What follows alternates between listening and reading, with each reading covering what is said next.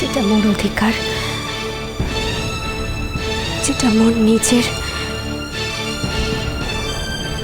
তা কি সবসময় নিজের করে পাওয়া যায় গো?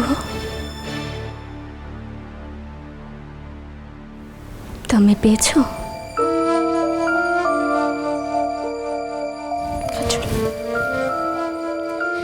কাজল, ঠিক করলি না তুই, ঠিক করলি না তুই, মস্ত বড় ভুল করলি কাজল, মস্ত বড়। না বড় মা, মোর তো তা মনে হচ্ছে না। কেন মনে হচ্ছে না? কেন মনে হচ্ছে না? নীলকে দেখে, তাই তো? আচ্ছা কাজল, তুই তো নীলকে ভালোবাসিস, ভালোবাসিস তো, তুই বুঝতে পারছিস না ও যেটা করছে, যেটা বলছে, সেটাও ভেতর থেকে করছে না, সেটা ওর মনের কথা নয়। ভেতর থেকে শেষ হয়ে যাবি, কষ্ট পেয়ে মরে যাবি, ভেতরটা তোলপাড় হয়ে যাবে। তবু যেটা তোর নিজের সেটা তুই আঁকড়ে থাকবি না, তাই তো? যদি জোর করতাম তাহলে ওর যে বড্ড ক্ষতি হয়ে যেত বড় মা। ক্ষতি হয়ে যেত? হ্যাঁ, ওকে হাজত পাস করতে হতো। এতদিন পরও ওই বাড়িতে ফিরে এসেছে।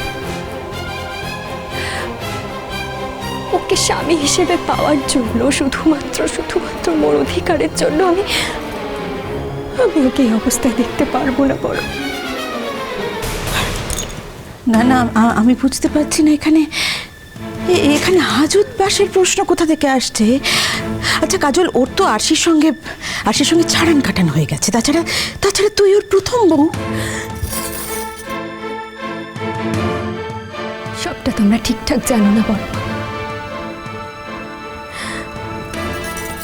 ডিভোর্সের কাগজটা যেরকম মোর পাখরে নেই, সেরকম ওর কাছেও নেই। ডিভোর্সের কাজটা শুরু হয়েছিল, কিন্তু সেটা শেষ হয়নি বড় মা। ও কিছুতেই প্রমাণ করতে পারতাম না যে আইনত আমি ওর বউ। আর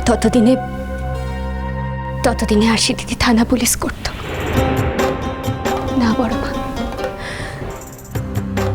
নীলকে ওই অবস্থায় মুখ দেখতে পারবো না, কিছুতেই পারবো না।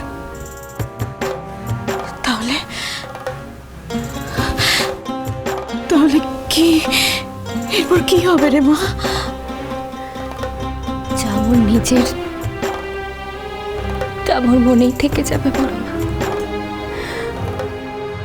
মোর মন থেকে তো কেউ ওকে কেড়ে নিতে পারবে না। এইটুকুনি মেয়ে, এতখানি কষ্ট, কি করে সারা জীবন বয়ে বেড়াবি তুই কাজল? কি করে?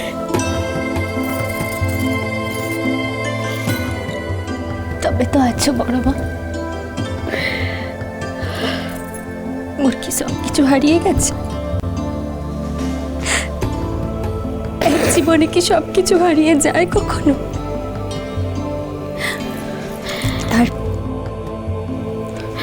আর তোমরা যদি মতে বাড়িতে থাকতে দাও, তাহলে মাঝে মাঝে চোখের দেখাটুকু তো দেখতে পাবো। এই বা কম কি?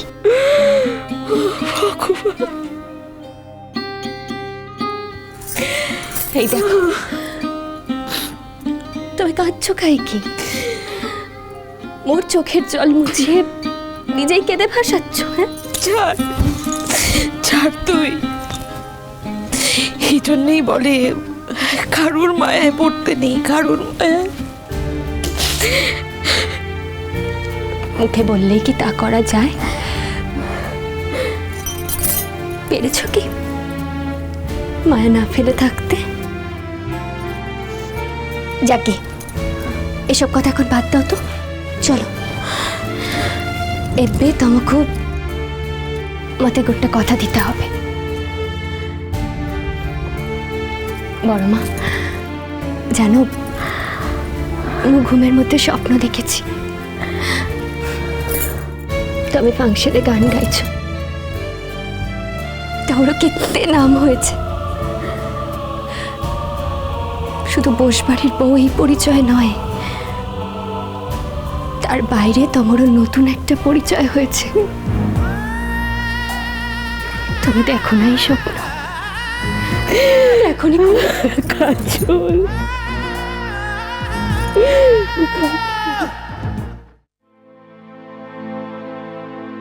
জুটো, সোনা দাদুকে ওই বাড়িতে নামিয়ে 1 মিনিটও না দাঁড়িয়ে আমি সোজা এই বাড়িতে চলে এসেছি। এখন আমি তোমারই কন্ট্রোলে আছি, আর যা বললাম তা সত্যি বললাম কিনা সেটা তুমি তোমার বাড়ির লোকদের জিজ্ঞেস করে জেনে নিতে পারো। তোমার আর যাই হোক সোর্সের তো কোনো অভাব নেই।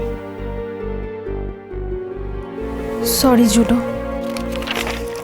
Sorry for what?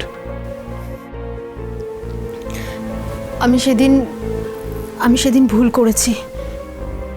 আমি অন্যায়ভাবে রিয়্যাক্ট করে ফেলেছি। মনে হচ্ছে এরকম অন্যায় তুমি জীবনে প্রথমবার করলে, এর আগে কখনো এরকম অন্যায় করনি। আমি অন্যায় করেছি, এর আগে আমি অনেকবার অনেক অন্যায় করেছি তোমার সামনে। কিন্তু একটা সত্যি করে কথা বলো তো জুটো, তুমি কি সেই জায়গাটা আমাকে তৈরি করে দাওনি অন্যায়টা করার জন্য? তুমি যদি আমাকে সেদিনকে বলতে যে তুমি সোনা দাদুকে নিয়ে কোথাও একটা যাচ্ছ, আমি কি তাহলে এতগুলো প্রশ্ন করতাম তোমাকে? নাকি আমি ওরকম বাড়িতে গিয়ে ওই বাজেভাবে একটা রিয়্যাক্ট করতাম? আমার জীবনের সব কথা যে আমি তোমাকে বলবো এমন কথা কি তোমায় কখনো দিয়েছিলাম আমি মিমি? তোমার জীবনের সব কথা তুমি আমায় বলেছিলে? কি হলো, উত্তর নেই যে? এখন আমার জীবনের কোনো কথাই অজানা নেই তোমার জুটো। সে তো চাপে পড়ে মিমি, বাধ্য হয়েছে বলতে। নাহলে তো আমারও কোনোদিন জানা হতো না যে তোমার ওইরকম একটা সাংঘাতিক অতীত আছে। সত্যি করে বলো তো, তার শাস্তি কি আমি কম পেয়েছি? মিমি, আমি একটা কাজ করছি, তুমি নিশ্চয়ই দেখতে পাচ্ছ। আমি অন্য কোনো দিকে মন দিতে চাই না। তুমি অনেক বদলে গেছো জুটো। তা গেছি, সত্যি তোমার ক্ষেত্রে আমার বদল ঘটেছে। কারণ যে তোমাকে আমি চিনতাম আর যে তোমাকে এখন আমি চিনি, এই দুটো মানুষের মধ্যে কুমেরু সুমেরুর দূরত্ব। সত্যি কথা বলতে কি, এই দুটো মানুষ সম্পূর্ণ আলাদা,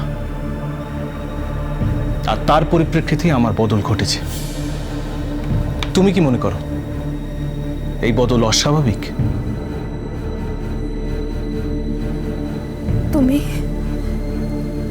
তুমি কতদিন ধরে আমার সাথে স্বাভাবিকভাবে কথা বলো না জুটো?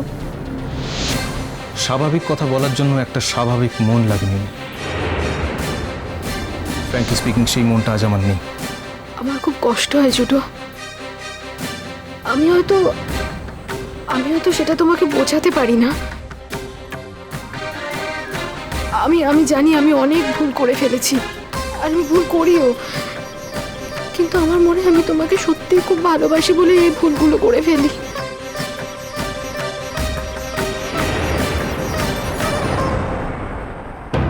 মোর পাখরে কিছু জিনিস ଥିଲା, ମୁଁ ତମକୁ ফেরত দিতে এসেছি। জিনিস? কিসের জিনিস? আগে তো সব কিছু দিয়ে দিয়েছিলাম, শুধু একটা হার, আংটি আর এই সিঁদুর কৌটোটা ছিল।